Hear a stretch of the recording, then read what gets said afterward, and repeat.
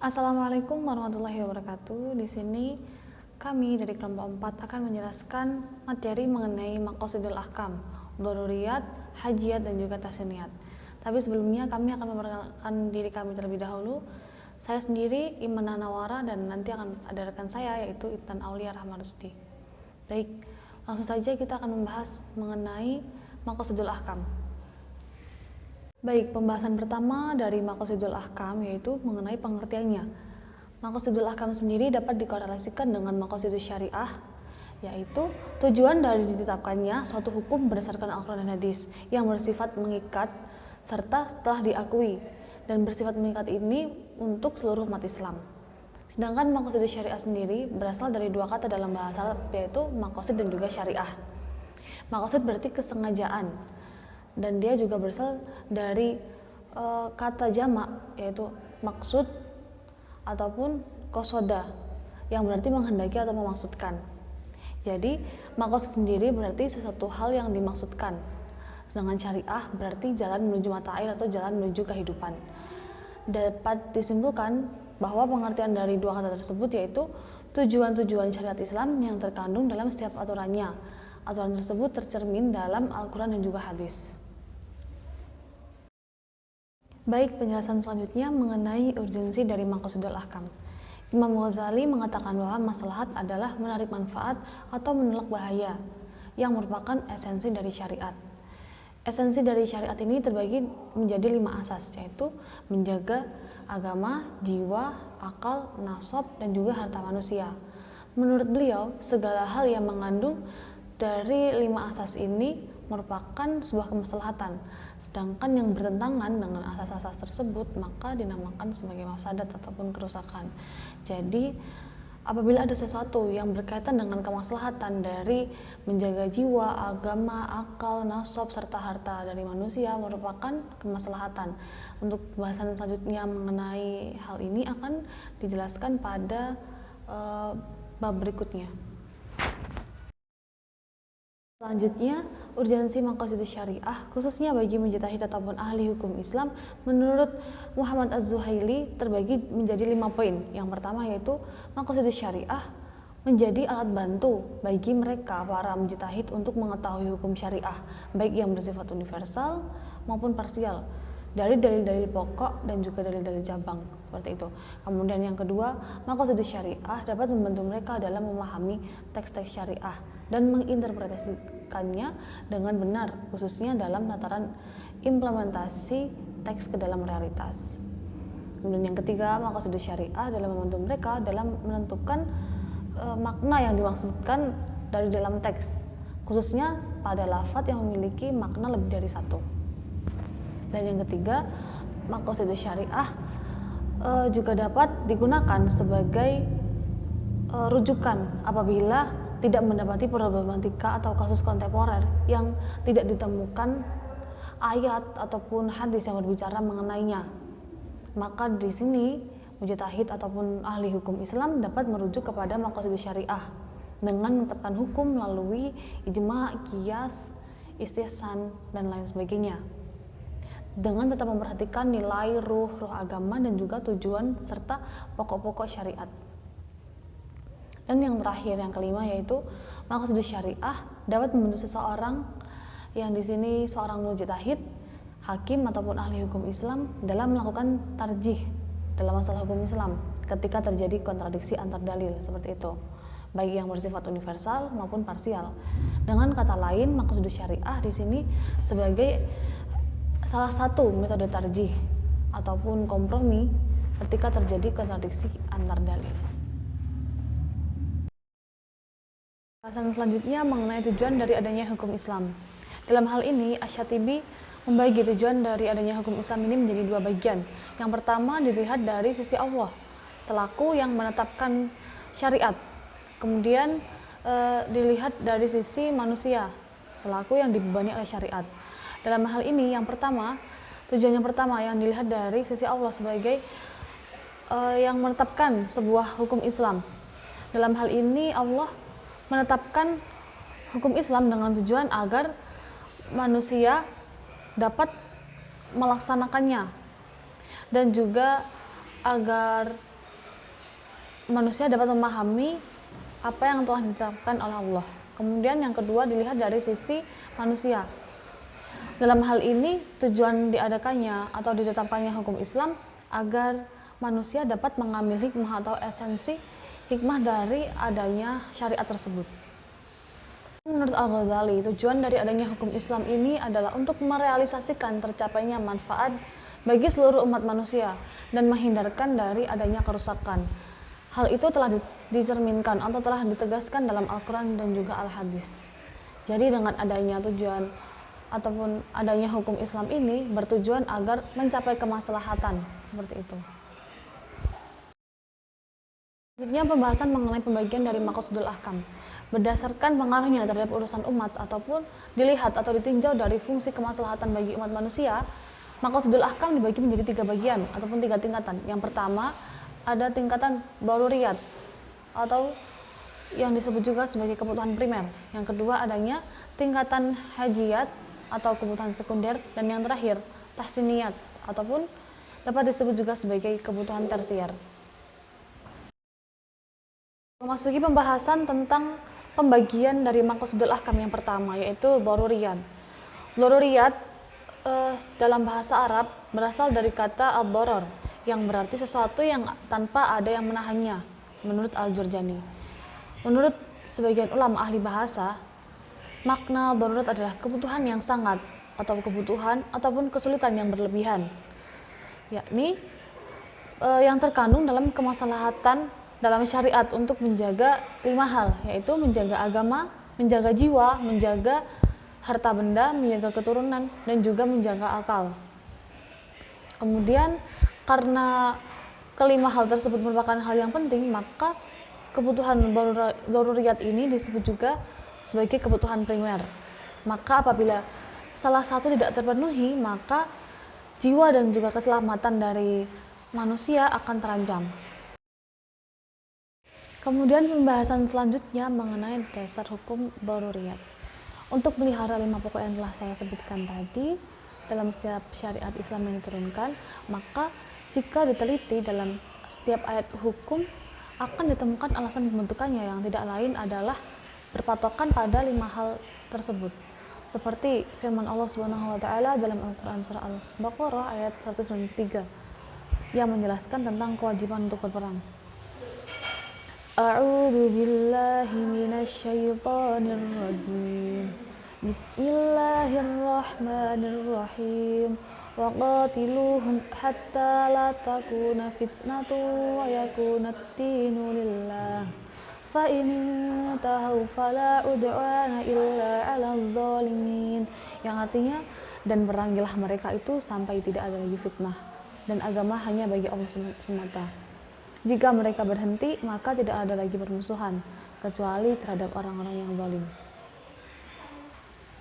Dalam ayat tersebut dapat diketahui bahwa tujuan disyariatkannya berperang adalah untuk melancarkan jalan dakwah bila mana terjadi gangguan dan mengajak umat manusia untuk menyembah kepada Allah Subhanahu wa taala. Kemudian dalam contoh ayat lain disebutkan dalam Al-Qur'an surah Al-Baqarah ayat 179 tentang kewajiban untuk melakukan qisas. A'udzu billahi minasyaitonir rajim. Bismillahirrahmanirrahim. Walakum fil qisasi hayatun ya ulil albabi la'allakum tattaqun. Artinya, dan dalam kisah itu ada jaminan kehidupan bagimu, wahai orang-orang yang berakal, agar kamu bertakwa. Dari ayat tersebut, mengapa diisyaratkan untuk berkisos? Sebagai isyarat, karena dengan adanya kisah itu, maka ancaman tentang kehidupan manusia dapat dihilangkan. Pembahasan yang terakhir mengenai daruriyah yaitu contoh dari maqasidul ahkam tingkatan daruriyah. Dikarenakan daruriyah ini merupakan pemegang tingkat atau pemegang derajat tertinggi dalam kemaslahatan manusia, maka apabila salah satunya tidak terpenuhi, maka akan berpengaruh kepada kehidupan manusia baik di dunia maupun di akhirat. Maka dapat menimbulkan kerusakan sesuai dengan kadar masalah daruriyahnya yang ditinggalkan ataupun yang hilang.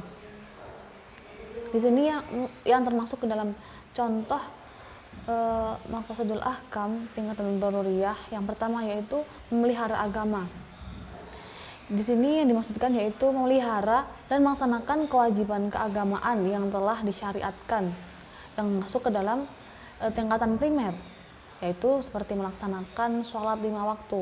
Kemudian disyariatkannya pengucapan 2 kalimat syahadat sebagai penguat akidah dan iman. Lalu disyariatkannya zikir dan juga pembacaan Al-Quran, pembangunan masjid ataupun tempat-tempat ibadah, madrasah, universitas dan juga majelis-majelis taklim. Hal itu dapat membuat agama ataupun menjadikan agama sebagai sesuatu yang tetap terpelihara. Kemudian yang kedua yaitu menjaga atau memelihara jiwa. Nah, dalam hal ini karena Islam sangat menjaga ataupun memelihara tiap-tiap jiwa dari manusia, maka disyariatkannya sesuatu seperti larangan untuk membunuh, yang di situ tidak ada sebab ataupun tidak ada yang mengakibatkan ataupun menyebabkan pembunuhan itu dapat terjadi. Kemudian disyariatkannya kisos, larangan qat at-thariq ataupun pembegalan, merampok. Karena dengan adanya hal tersebut maka jiwa manusia akan terpelihara. Kemudian yang ketiga, menjaga akal. Berarti pemeliharaan terhadap akal dari berbagai hal yang dapat merusaknya. Dalam Al-Quran ataupun dalam syariat Islam telah ditetapkan seperti pengharaman sesuatu yang memabukkan, karena dengan adanya sesuatu yang memabukkan apabila dikonsumsi maka akan menyebabkan kerusakan akal. Dan yang keempat, menjaga atau memelihara nasab. Dalam hal ini artinya menjaga keberlangsungan regenerasi umat manusia serta pemeliharaan terhadap harga diri dan martabatnya. Nah, pada hal ini maka Al-Quran telah menetapkan yaitu larangan untuk berzina, kemudian larangan nikah tahlil ataupun cara atau perantara untuk mengembalikan seseorang wanita pada suami yang telah bercerai dengan dia. Dan juga disyariatkannya hukuman bagi syudzud ataupun hubungan sesama jenis dan sebagainya.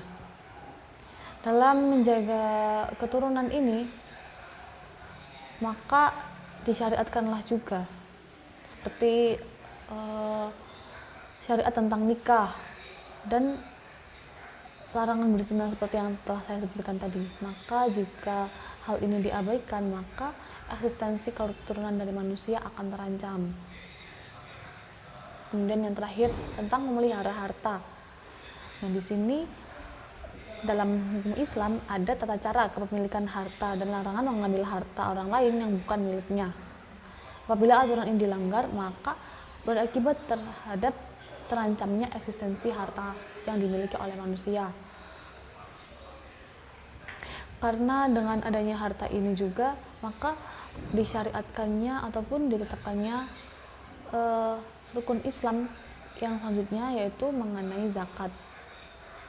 Dalam hal ini juga dalam menjaga harta ini ditetapkannya larangan untuk mencuri, larangan untuk ghasab ataupun merampas ataupun mengambil sesuatu yang bukan kepemilikan dari kita, menipu ataupun korupsi serta larangan riba dan juga lain-lain.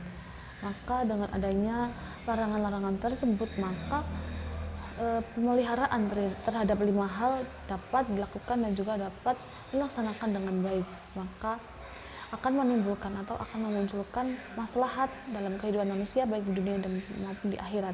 Kemudian pembahasan tingkatan yang selanjutnya dari pembagian Maqasidul Ahkam akan dijelaskan oleh teman saya Mbak Intan. Terima kasih. Tingkatan dalam Maqasidul Ahkam yang kedua yaitu hajiyat. Kebutuhan hajiyat bisa juga disebut dengan kebutuhan sekunder. Menurut Abu Ishaq Al-Shatibi, kebutuhan hajiyat adalah kebutuhan manusia dalam memperoleh kelapangan hidup dan menghindarkan diri dari kesulitan atau musyaqqat. Artinya, apabila kebutuhan hajiyat ini tidak terpenuhi, maka tidak akan merusak eksistensi kelima pokok. Hanya saja manusia pasti akan mengalami kesulitan dalam hidupnya. Di dalam kebutuhan hajiat ini terdapat adanya hukum rukhsah atau keringanan. Artinya syariat Islam menghilangkan semua kesulitan.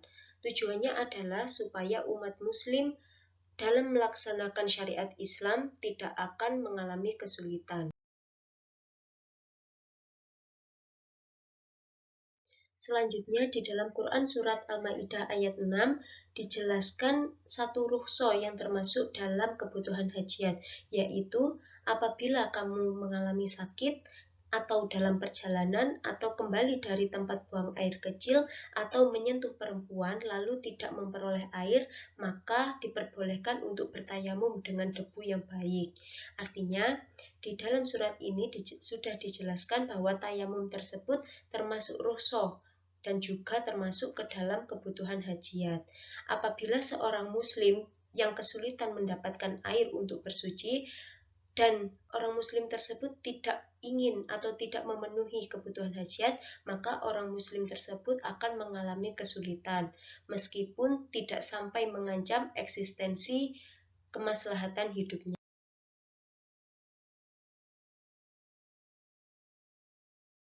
Berikut merupakan contoh kebutuhan dalam tingkat hajiat. Yang pertama adalah aspek memelihara agama. Dalam memelihara agama, yaitu melaksanakan ketentuan syariat Islam dengan maksud menghindari kesulitan. Contohnya seperti melakukan sholat jamak dan qashar ketika menjadi musafir. Apabila ketentuan ini tidak dilaksanakan, tidak akan merusak eksistensi agama, melainkan akan mempersulit dalam pelaksanaannya. Yang kedua yaitu memelihara jiwa. Memelihara jiwa pada aspek hajiat ini adalah dianjurkan untuk berusaha memperoleh makanan yang halal, lezat, serta bergizi. Apabila ketentuan ini diabaikan, tidak akan merusak eksistensi jiwa kehidupan manusia, hanya saja akan mempersulit kehidupannya. Selanjutnya yaitu memelihara akal. Memelihara akal pada tingkat hajiat ini seperti dianjurkan untuk menuntut ilmu pengetahuan. Sekiranya ketentuan ini diabaikan, tidak akan merusak eksistensi akal, akan tetapi dapat mempersulit seseorang terkait dengan perkembangan ilmu pengetahuan, yang akhirnya akan berimbas pada kesulitan dalam hidupnya. Aspek yang selanjutnya yaitu memelihara keturunan. Memelihara keturunan pada tingkat hajiat ini seperti ditetapkannya talak sebagai penyelesaian ikatan rumah tangga. Apabila talak tidak boleh dilakukan, maka akan mempersulit rumah tangga yang tidak bisa dipertahankan lagi. Yang terakhir yaitu memelihara harta. Memelihara harta pada tingkat hajiat ini seperti dibolehkannya transaksi jual beli salam, istisna, dan sebagainya.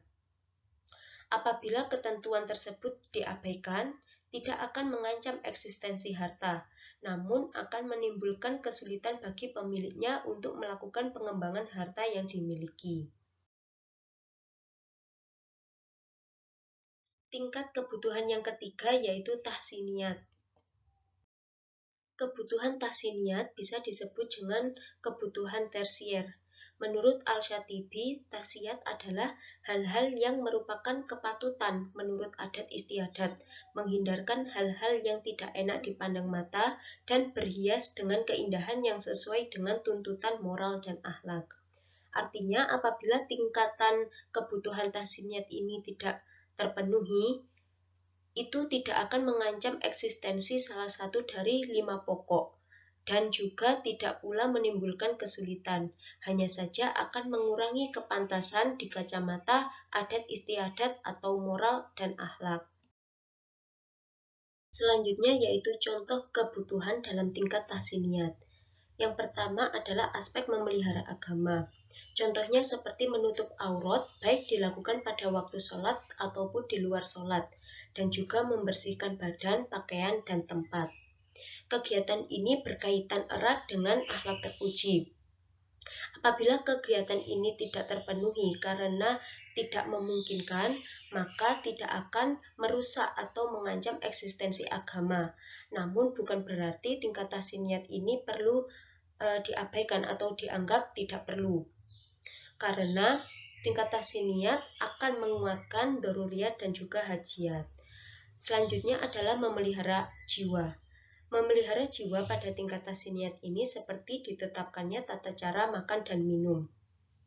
Kegiatan ini berkaitan erat atau berhubungan dengan kesopanan dan juga etika. Maka apabila kegiatan ini diabaikan, tidak akan sampai merusak atau mengancam eksistensi jiwa dan juga tidak akan mempersulit. Yang ketiga adalah memelihara akal. Contohnya seperti menghindarkan diri dari kegiatan menghayal dan mendengarkan atau melihat sesuatu yang tidak berfaedah.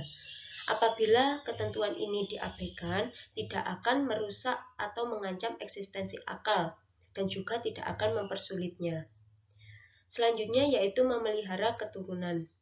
Seperti disyariatkannya hitbah atau peminangan dan walimatul urs atau resepsi dalam pernikahan. Kegiatan ini untuk melengkapi seremoni pernikahan, sehingga apabila tidak terpenuhi, maka tidak akan merusak eksistensi keturunan dan juga tidak akan mempersulit. Yang terakhir yaitu memelihara harta. Contohnya seperti perintah menghindarkan diri dari penipuan dan juga spekulatif. Apabila ketentuan ini tidak terpenuhi, tidak akan merusak eksistensi harta, karena kegiatan ini hanya tentang etika bermuamalah. Sehingga apabila tidak terpenuhi, maka tidak akan mempersulit dan juga tidak akan merusak eksistensi harta.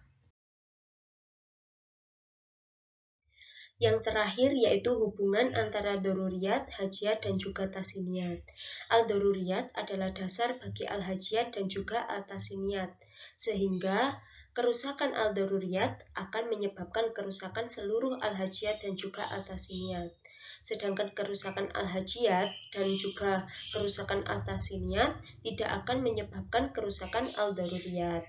Namun untuk mencapai kesempurnaan dalam mencapai tujuan syari' dalam mensyariatkan hukum Islam, ketiga jenis tingkatan kebutuhan ini harus terpenuhi semuanya. Karena meskipun terjadi kerusakan pada tingkat hajiat dan juga tahsiniyat, tidak menyebabkan kerusakan al-daruriyat, tetapi untuk menyempurnakan daruriyat ini perlu adanya hajiat dan juga tahsiniyat. Mungkin itu saja yang dapat kami sampaikan. Kurang lebihnya kami mohon maaf. Akhirul kalam.